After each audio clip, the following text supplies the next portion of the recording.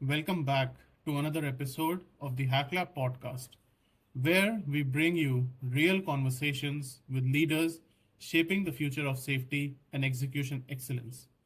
Today's episode is about a problem every construction company feels: quality and safety systems that look good on paper but don't work on site. Many teams pursue ISO certifications, they create procedures and run audits, yet still struggle with rework, repeat defects, near misses, and inconsistent site discipline.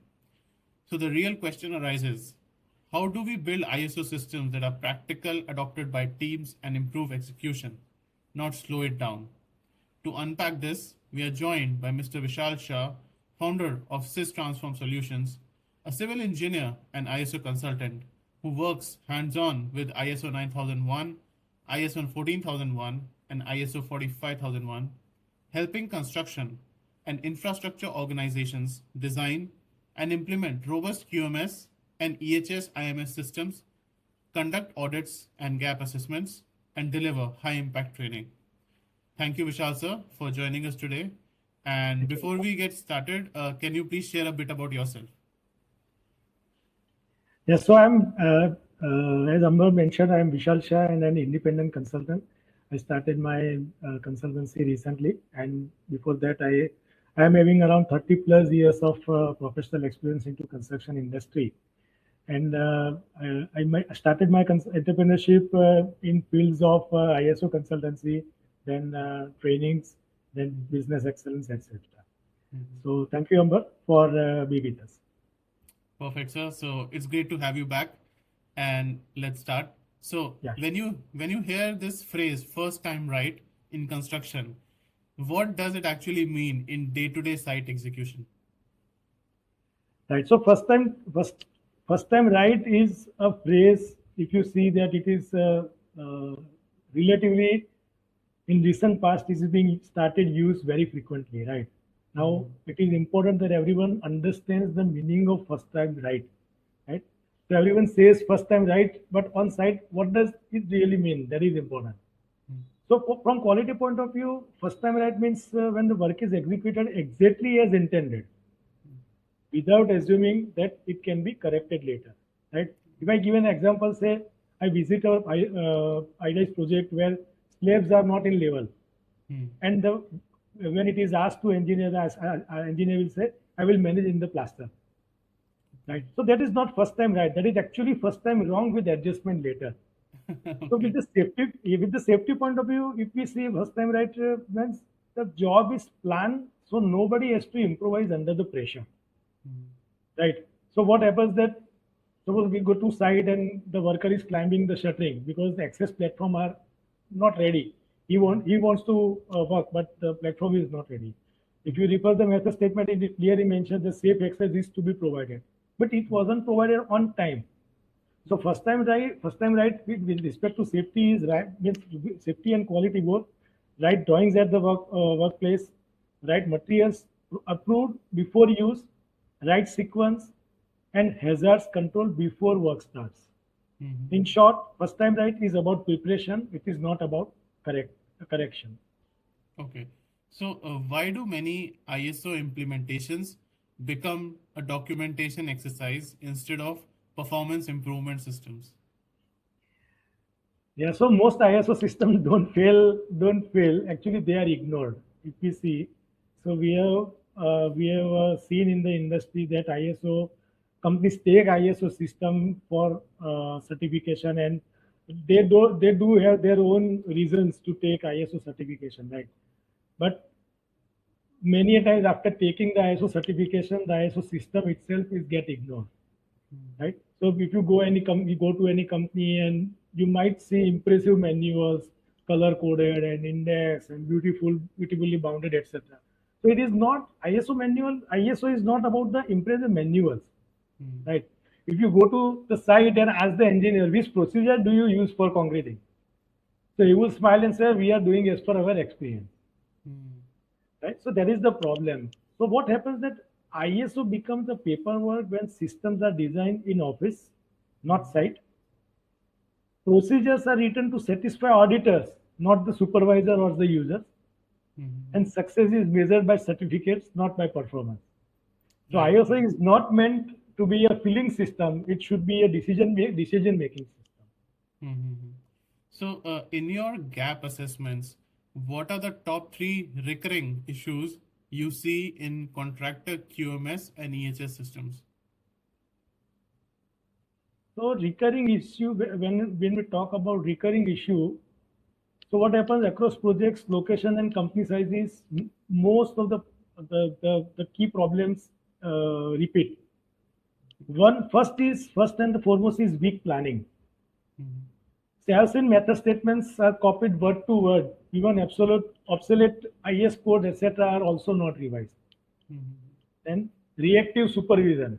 So inspection methods do exist, but they are on paper. So inspection happens, but it happens late, too late, because it is a reactive, it is not proactive.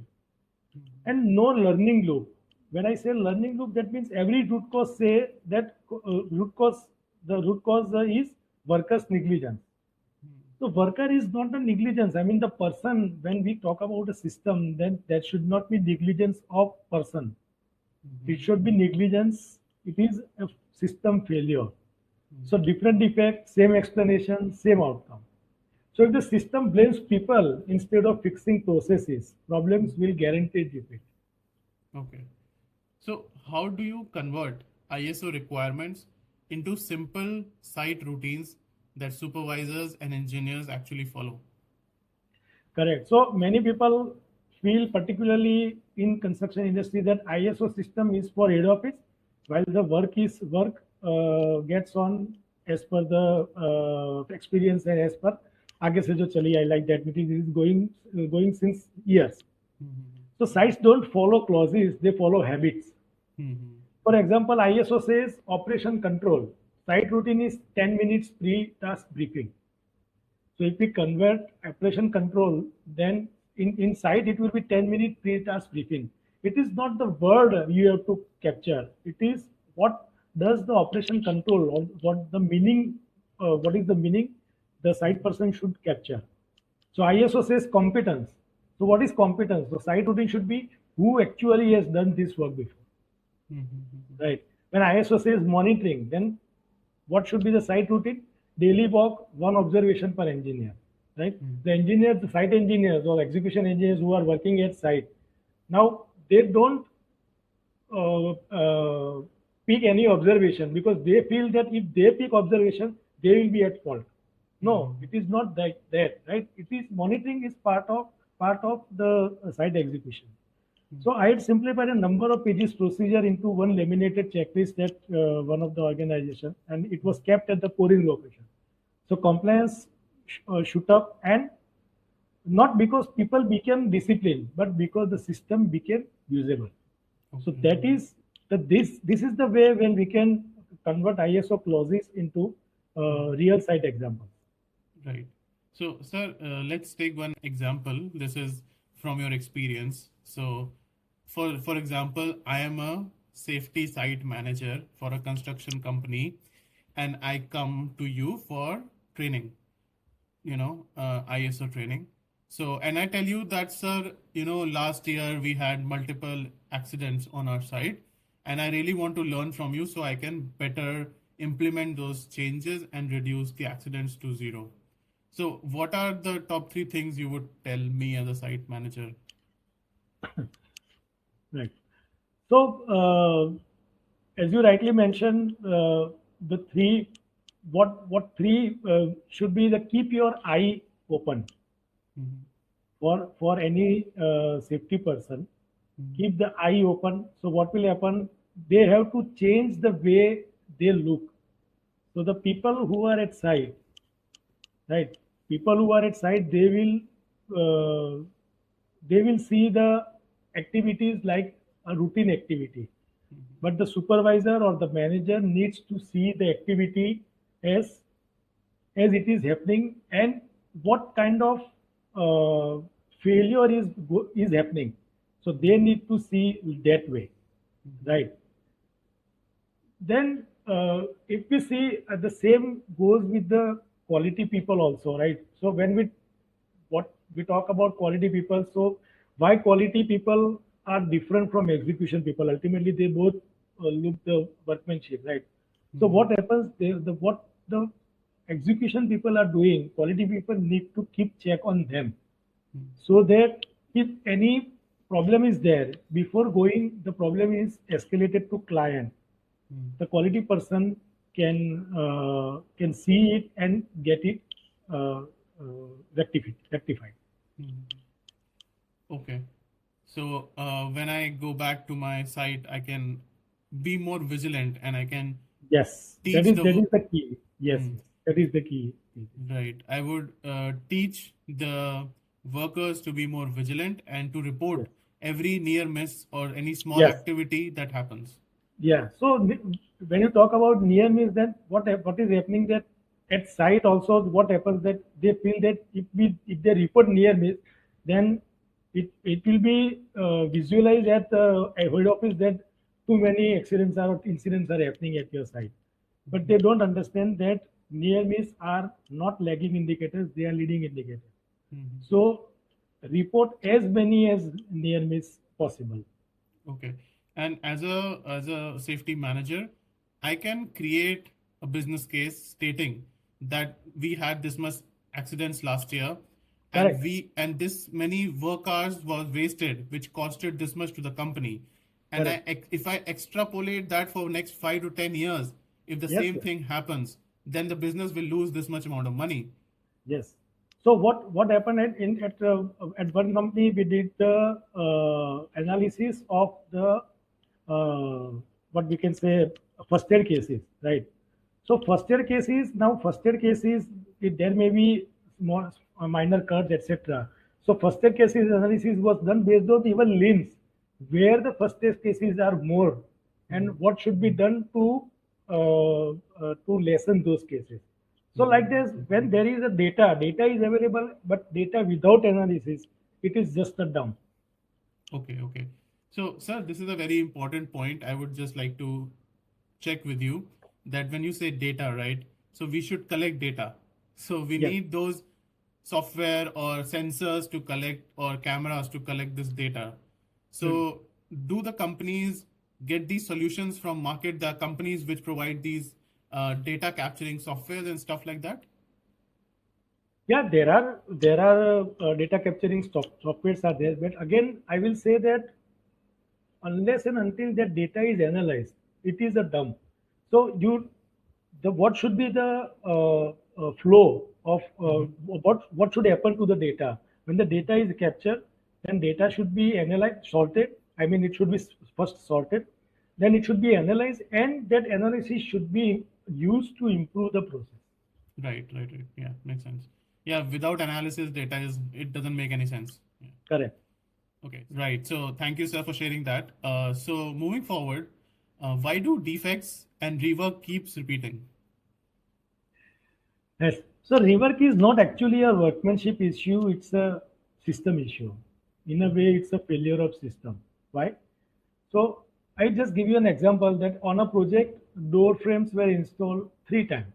Single set of the door frames was installed 3 times. Why 3 times? Drawings were their drawings kept changing, interfaces there were not coordinated. Work started before the final approval. So the NCR was raised and ultimately it was closed, right? So the management system closed the NCR, but no one asked why was work allowed to start, right? So what happens that the good management system enforces work readiness checks, stop work without approvals, and tracks repeat defects, not just total NCR. So that if the same defect appears twice, not the worker or contractor, but the system is failing. Mhm. Right. So, sir, this is, I just want to share something with you and get your thoughts about it. So, I have seen in India, suppose a new mall is constructed or a new road is constructed, they open the road mall before the work completely finishes. You Yes. know, the work is still going on and people are driving or people are visiting. So, I don't understand. That becomes a safety challenge, right? that becomes a safety challenge. Yes, it is actually a safety challenge. And sometimes what happens, you mentioned about road or sometimes some bridge is there. So what do? They don't put any barricade, etc. But they put sometimes, I have seen that they put dump of soil, etc. Right? So no one would go there. But we have seen the cases that partially completed bridge, etc. And people would drive over it. There is no proper barricade. People would drive over it and people fall. And I have, if I faintly remember, there was some death also in past. Right? So these are the, unless and until it is 100% sure to be 100%, the person, I mean the company is 100% sure that it is complete, and only then it should be open. Right. Okay. So moving forward, how do you make an IMS work across multiple sites and subcontractors without creating chaos? So the biggest myth is that one system fits all sites without any adjustment. So I have seen that the uh, one ISO system is implemented, and the same system is implemented at all projects. Now, what would happen? The project type, project location, I mean geography, project location, the type of project, the project value, the timeline, all are different aspects, right? So it is very difficult that the systems, what would the same system fits in all projects. So what would happen? I have seen company in company that one IMS system, but there are 12 different formats and zero consistency, right? So what would actually work? That one core system, same minimum rules everywhere, not the formats, right?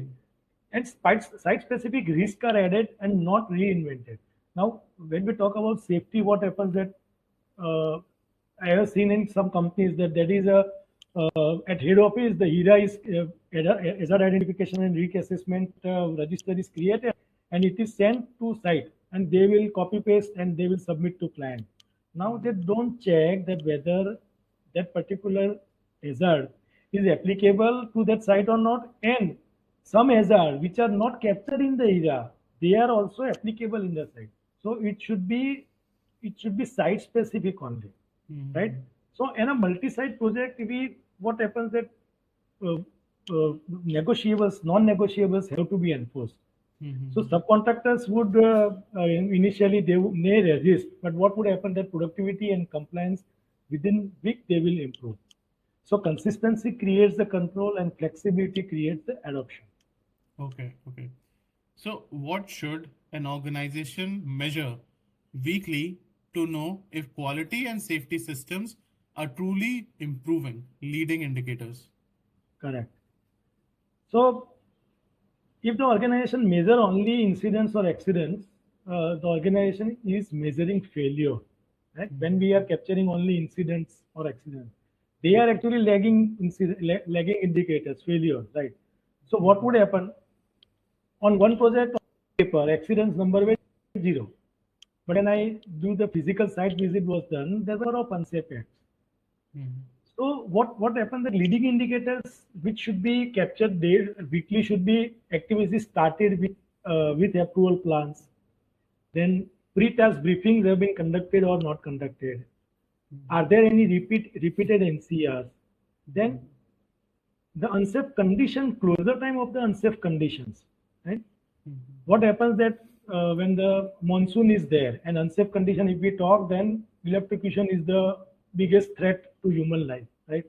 So you cannot, the site cannot prolong the closure of that probable electrocution for some days or say 24 hours or 36 hours. No, it should be closed as soon as possible within an hour's time or even lesser than that, right? And supervisors' observations. These 5 key points, the lead indicators should be tracked weekly. And what would happen then? These numbers will improve and results will definitely follow. Okay. So, sir, one more example. So, for example, I am a new safety manager in a company. I am joining today, and I took your training, and I understand that we should follow certain procedures and ISO standardization to check if everything is working fine. And now, Right. because I'm new to the company, and if I see an unsafe act, I tell them that भैया ऐसे नहीं करना चाहिए, इससे we this is not correct, you can get harm. correct. And then those are senior people. They're like, who are you? You don't know anything. You are just a new joinee. So, sir, how do we tackle that kind of thing? Yeah, so you are absolutely correct, and that happens that site. And when you are telling that even means the example you have given is the manager, but I will even some trainees even, but the trainees are having very fresh mind at site. They are not in a way I will say corrupted that Yeah. that they see and ignore. So they will say suppose find any unsafe act or unsafe condition. So that he, in fact, if I would be there at site, then I will in fact promote. I will tell others that a person who is doing the organization is not having any experience, is just a graduate trainee or a diploma trainee, but he has identified this unsafe act, right? So why, if he can identify, you are at site for longer hours, you are at site for a number of years at the site, number of years at site, and might be 2 years, 5 years, 10 years, 20 years, then why this is not in your list of unsafe act, right? So Right. if I would be there, I will appreciate him in front of others. Right. Right. But I think that that is not common, right? No, no, it is not common. Yeah, it is not Okay. common. Okay. So, sir, moving to audits, right? So, audits often create fear. It's like the test time. So, Yeah. how do structure audits? How do you structure the audits so that they become a tool for learning and not blame? So you rightly mentioned it is for blame, right? Many a times, what happens that audits are done to blame. Now, how the auditee takes as audit? Auditee considers him that audit has come from or from other side, and he has come at my side to check my limitations or check my failures. So he considers, if he considers that it is a blame, then he will fear audit. He will face the audit, but the next audit when it comes, he will fear that. Mm-hmm. So when I was actively using the doing the audits and going to sites, so what happened? Key people would not come. I mean, some of the key people will not come in the initial meeting. Why? Mm-hmm. Because in past audits, what had happened? They felt that they were punished, right? So audit should be for improvement. It should not be for punishment. So actual ideal audit should be, see, the people, it happens with the auditors also, that people audit the person to him Mm-hmm. to whom they are auditing. The audit is representation of the system. So the audit is of system, not the person, not the individual, right? Mm-hmm. Then ask, why did the system allow this? If the why did you allow this in place of why did you allow this, just ask why did the system allow this, right? So the auditee also will have get chance to see, yes, it is a problem with system, not problem with me. And the findings, what are the findings are there, then close findings with a joint action plan. The action plan should be made, means I have made the audit and I have sent the report, then he will send the action plan, I will go through it, and then I will probably follow up or not follow up whether it has been closed or not, right? Actually sit together, and this is the finding, what will be your action plan, discuss with the auditee, right? So the moment auditees and teams realize that audit is solving the problem, not creating the file, the fear will disappear. Right. Right. So, sir, what kind of training genuinely changes behavior on site beyond attendance and certificates? Correct. So you rightly mentioned this is very burning issue at construction companies, and particularly where they are certified with ISO. So training now, how do they? Training is part of ISO requirement, right? So to comply with the competence. So how do they conduct the training? So they have the procedure to conduct the training at site. Now, if the at site the training is just for head counts and for training attendance sheet, it will not work, right? Either it is for training attendance sheet, or say online training or even offline training is for certificate to be given to the attendee, it would fail, right? I, if we go to the site and I will see the data that the worker has attended a toolbox talk or training on particular topic, but I'm seeing that there are unsafe acts on at the site, right? So why this happen? Because what happens that the toolbox talk or training is not connected to his task. The training will be effective only when it happens at the work phase. It is short and repetitive and is reinforced with daily by supervisors. Right? What happens that toolbox talk now at some organization toolbox talk it is responsibility of the safety manpower only. Why safety manpower? I will just say that no, safety manpower is just facilitate. It is the person who is at site, execution people or manager or even project manager. They need to provide the toolbox talk, right? So that does behavior change when the training leaves? If it is happening at site, then yes, if the trainer leaves and the behavior changes, yes, the training is effective. If it is not, then training was just an event, not a process. It is just a training attendance sheet. Okay, perfect. So thank you, Vishal sir, for giving your time today. This has been an extremely practical conversation because it reminds us that ISO is not a certificate on the wall, it's a system of daily execution. The big takeaway from today's episode is that if we want fewer defects and fewer incidents, we must stop building systems for audits and start building systems for job site. Thank you once again for sharing your experience and clear on-ground insights. To everyone listening, yes sir, to everyone listening, if this episode was useful, do share it with your project leadership, EHS teams, and follow the Hacklab podcast for more conversation like this. Until next time, stay safe, take care, and have a nice day. Bye bye.